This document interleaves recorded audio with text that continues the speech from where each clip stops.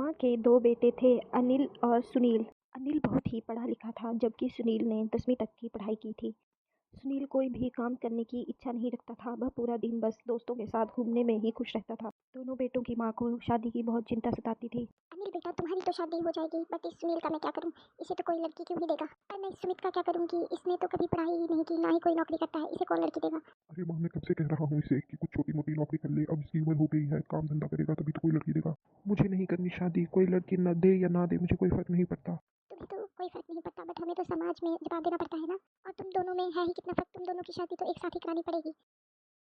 सीमा अपने दोनों बेटों के लिए लड़की ढूंढना शुरू कर देती है। अनिल के लिए सीमा को बहुत ही सुंदर पढ़ी लिखी लड़की मिल जाती है। अरे अनिल बेटा, तुम्हारी तो शादी हो गई, बट अब मैं इस सुनील का क्या करूं? इसके लिए कौन लड़की देगा? नहीं इसने कोई पढ़ाई की है, ना ही कोई नौकरी करता है। कल हम एक लड़की देखने जा रहे हैं, सावले रंग की है, बट पढ़ी लिखी है। अगर मान गए तो जल्दी जल्दी से शादी करा दूंगी, अब मुझे कोई भी झंझट नहीं चाहिए। माँ, अगर लड़की पढ़ी लिखी होगी तो वो सुनील से शादी करने के लिए कैसे हाँ करेगी?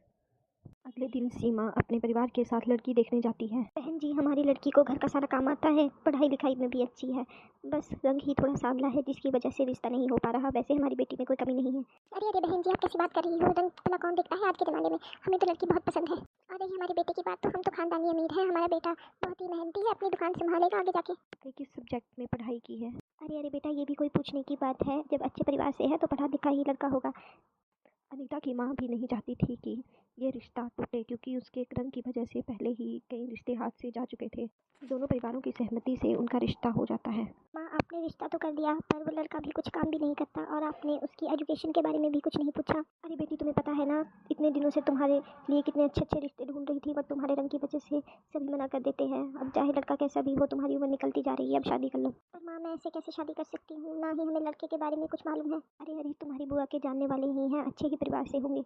लड़की के सांवले रंग की वजह से उसकी माँ ने भी जल्दी जल्दी उसकी शादी करना ही उचित समझा।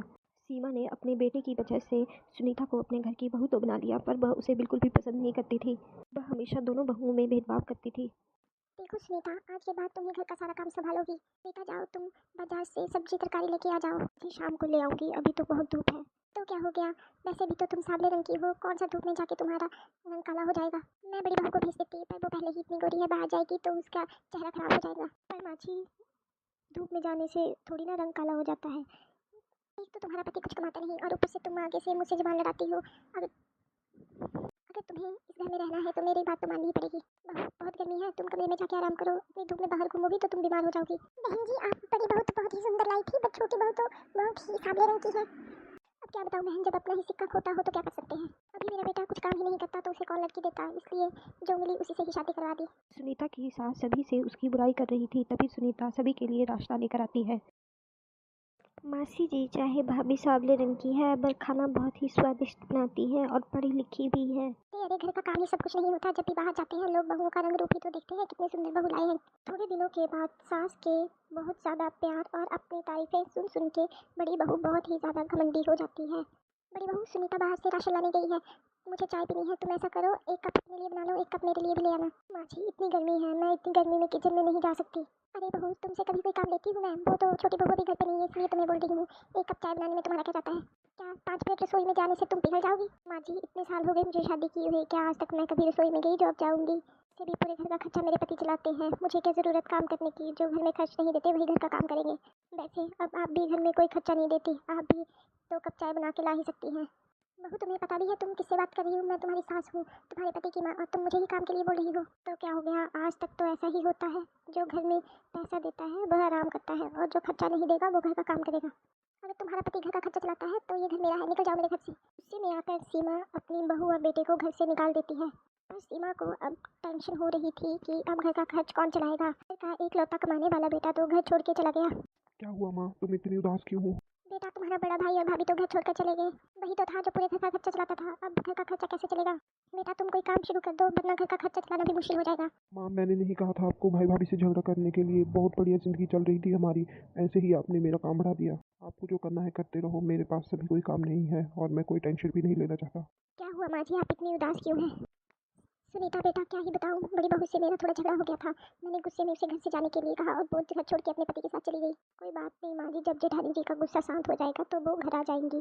पर बेटा, वो तो हमेशा के लिए घर छोड़ के चले गए, उन्होंने अपना नया घर भी खरीद लिया है। अब हमारे घर का खर्चा कैसे चलेगा? बड़ा बेटा ही तो था जो सारा काम करता था। मैंने तुम्हारे पति से भी कहा पर वो कोई काम करना ही नहीं चाहता। कोई बात नहीं माँ जी, मैं खुद काम करूँगी और अपने घर का खर्चा चलाऊँगी। अब तुम क्या काम करोगी?